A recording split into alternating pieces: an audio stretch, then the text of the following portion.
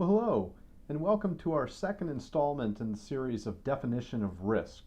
Today we're going to continue to expand on the distinction between risks and uncertainties, something that we started in the last installment where we suggested that there's an important distinction to draw between a risk and an uncertainty.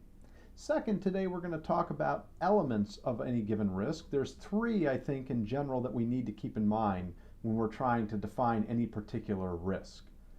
And third, we're going to give some examples of where people have confused risks and uncertainties.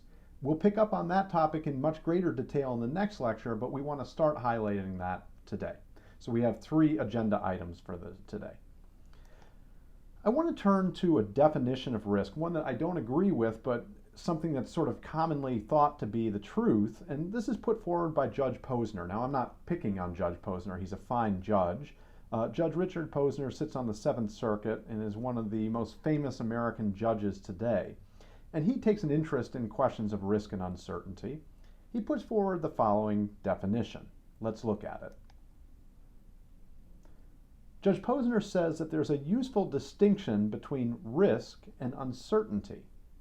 He suggests that risk refers to contingencies to which a probability can be attached, and he says uncertainties are contingencies to which no probability can be attached. Now, this isn't what I taught in the last lecture. In fact, in the last lecture, what I was suggesting to you at one point was we should suspend all talk about probabilities until we first understood whether something is a risk or an uncertainty. And yet Judge Posner is telling you exactly the opposite. He's saying the way we distinguish between a risk and an uncertainty is to determine whether probability can be attached to the item. Let me give two examples, and maybe this will help to draw out whether Judge Posner is correct or incorrect, and if not, we'll have future examples that should do the trick. Ask yourself, again, as we did in the last lecture, what's the risk of an alien invasion? Ask yourself simultaneously the following question. What's the risk of a terrorist strike on a particular skyscraper in this particular year? Now, both of these are things that are very hard to quantify. Think about it for a moment. Alien invasions, how likely are they to occur? Well, we saw in the last lecture from the Drake equation that it's very up to sort of subjective interpretation what sort of probability, if any, you want to put on the risk of alien invasion. Simultaneously, although we can maybe estimate the likelihood worldwide of terrorist strikes, picking out any given skyscraper in your city in any given year and trying to attach a probability to that the terrorist will strike that particular target is also exceedingly difficult to do with any degree of reliability. So when Judge Posner suggests that we can define something as a risk based simply on whether or not there's a probability that can be attached to it, he sort of puts the cart before the horse again. Because we don't actually even know in example A that aliens exist. And thus to describe it as the risk of an alien invasion is improper. It's an uncertainty. But not because we can't attach a probability to it, but because we don't know aliens exist. Contrariwise, in the second example, where we're talking about a very difficult to estimate probability of terrorist strikes, we know terrorists do strike targets, including skyscrapers. It's just very hard to estimate a number for that. And yet, if we were to apply Judge Posner's definition, in the first case, he might refer to it as uncertainty. And in the second case, he might refer to it as a risk. But I would suggest that by his definition, both of these would be uncertainties, because probabilities cannot be attached to them. So in the first case, we don't know the probability. And in the second case, we don't know the probability. That's not very useful then to focus on probability. What can we do to distinguish between risks and uncertainties? Here's what I want to suggest. To understand risk, we need to stop thinking about probability. It's our instinctive habit, but it gets us into trouble. Think instead about what is known to be possible. And I want you also to think about the following word, causation. What causes something to occur if it's a harmful effect? If we focus on those issues first, we'll evade the trap of probability that we all tend to fall into and instead focus on the really relevant issues. We'll get to probability later. It's certainly part of the issue, but it's not the first step in the issue.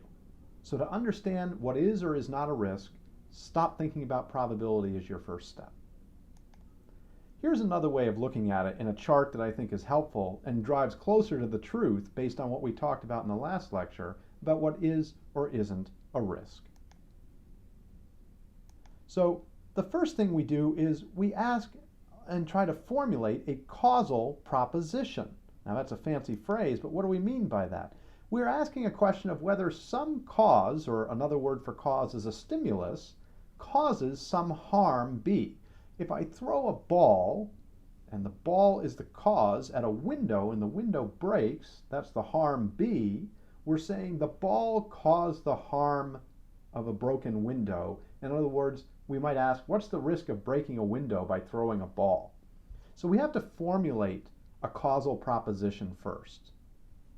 The second step in this process, after we formulated some sort of question that we're saying, is this a risk or an uncertainty, is to rule out what we know to be impossible. Because after all, if you think back to our first lecture, we know that logical impossibilities are things that can't be risked, like the non-equine horse we talked about. We also know that things that break natural or economic laws, like warp speed horses, are impossible and therefore not real risks. But once we get beyond that, we get into a realm of all sorts of possibilities. Things that are not impossible, but are not necessarily known to be possible. The fancy Latin phrase for this is nomological possibilities. What I want to suggest is that not all nomological possibilities, or all those things that are not impossible, are in fact risks. This is the important distinction to draw. So at this point, we have to ask a second question. We're not done with our inquiry simply because it's not known to be impossible. Instead, we have to say, is it not known that something can occur? Is it not known possible? For example, do we know that aliens exist? No, we don't. So the fact that aliens are unknown to exist means we are uncertain whether they can abduct us. The opposite of that, of course, would be to say a risk is something we know to be a causal possibility. Notice our focus is on causation here. Instead, we call this an epistemic or known possibility. The example we gave in the first lecture was a horse that tramples you. We know horses trample, we know they exist, we know this is a risk.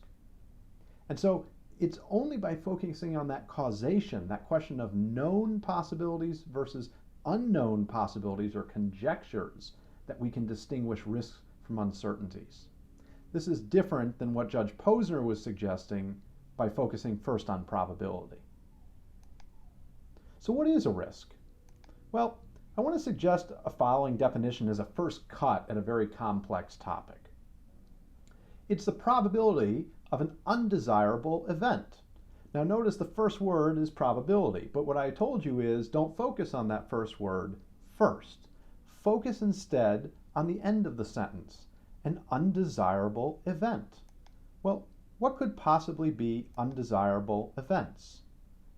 Notice we can break this down into two different components when we're talking about risk. Again, the first component is numerical. Probability is a number. But the second event is what we would call nominal. It's a descriptive sense of things, an undesirable event. So there's two components here to focus on. And what we'll end up seeing in just a few moments is that from these two components, there actually ultimately become three components to look at. Let's see what we're talking about. An undesirable event, the nominal component of this. You can think of lots of things that are undesirable in life: burglaries, romantic breakups, terrorism, drought, war, having a horrible professor, a bridge collapse, some sort of inflationary effect, famine, car accidents, and so forth. These are all effects that are very bad things that happen. But if we write out the risk, we can write it out where the event, the ultimate conclusion, is a causation relationship. Let me show you what this looks like. Again, we're using the same definition over and over here. Probability of an undesirable event. Here's a sentence that formulates a risk statement. The risk is 10% of lung cancer from smoking. So we have a probability, 10%. We have an effect, lung cancer, and we have a cause or a stimulus, smoking. So notice the three components that are based here, one numerical and two nominal components, 10%, lung cancer, smoking. We can do this for other things too. We don't have to put the number necessarily in a probability form or a percentage. We could put it as a frequency. The risk is 1 in 71,000 of death, the effect, from what cause or stimulus? Drowning. So there we have a different way of stating the same thing. Sometimes it's actually just a very vague sort of statement that is made. It's not a very helpful definition of risk, even though it's formulated to look like a risk. Example of this is, the risk is 40% of victimization from burglary. Now that sounds like a risk, and if somebody said that to you, you might say, wow, that's kind of high. But stop for a minute and think common sense about what's just been said. The risk is 40% of what effect? Victimization. What sort of effects come from burglary other than victimization? So if the risk is 40% of victimization from burglary, does that mean 60% of the time when there's a burglary, there's no victimization? You see, we have to be careful about how we categorize causes and effects to make sure we're clear exactly what it is we're talking about. Victimization is a loose word and is susceptible to all sorts of manipulation. So in defining stimuluses and effects, we need to be very cautious to make sure that we understand exactly what it is in terms of the stimulus or the effect that we're talking about.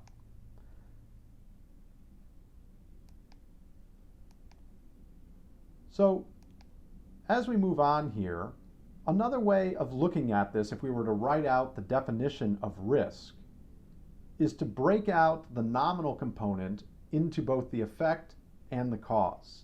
So we could state, instead of probability of an undesirable event, the probability of a harm caused by a stimulus. And there are the three components I want to suggest that are important to risk discussions. We do need to talk about probability, but first we need to define the stimulus, and we need to define the effect, and we need to show that the stimulus in fact caused the effect. So a risk, in other words, if we were to summarize this discussion, is a causal relationship between a stimulus and a harm. Of course, there are other sorts of causal relationships besides stimuluses and harms. There could be a stimulus and a benefit, right? And we don't necessarily think about those very often, but there are benefits that occur too. What's the likelihood that in buying this lottery ticket, I'll win the lottery? And we might say, well, that's not a risk, that's a benefit. The difference there is only in the sense of how we affectively or emotionally feel about the outcome. There, winning money is, for most people, going to be considered a benefit, not a harm. So we don't talk about the risk of winning the lottery, we talk about the hope or the benefit of winning the lottery. There are also things called aggregated risks. What this is basically doing is saying we're going to sum up all the possible causes of a given harm, and then we're going to tell you what the probability is from all of those different sources of a harm's resulting. For example, the risk of divorce is 40%. That statistic doesn't tell you what caused the divorces. We're leaving out part of the typical risk statement. This is an aggregated risk. So we're not saying the risk of divorce from having marital affairs, or from money troubles, or from having children problems, or from some other sort of issue that's come up, such as gambling or addictions or so forth. We're not, in other words, describing the cause or the stimulus. We're instead saying, irrespective of what the cause of a particular divorce is, across all divorces, the risk is 40%.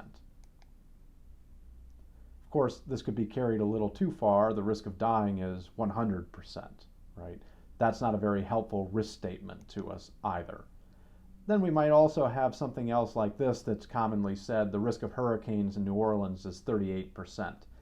And when one sees a statistic like that, one should ask, 38% of what?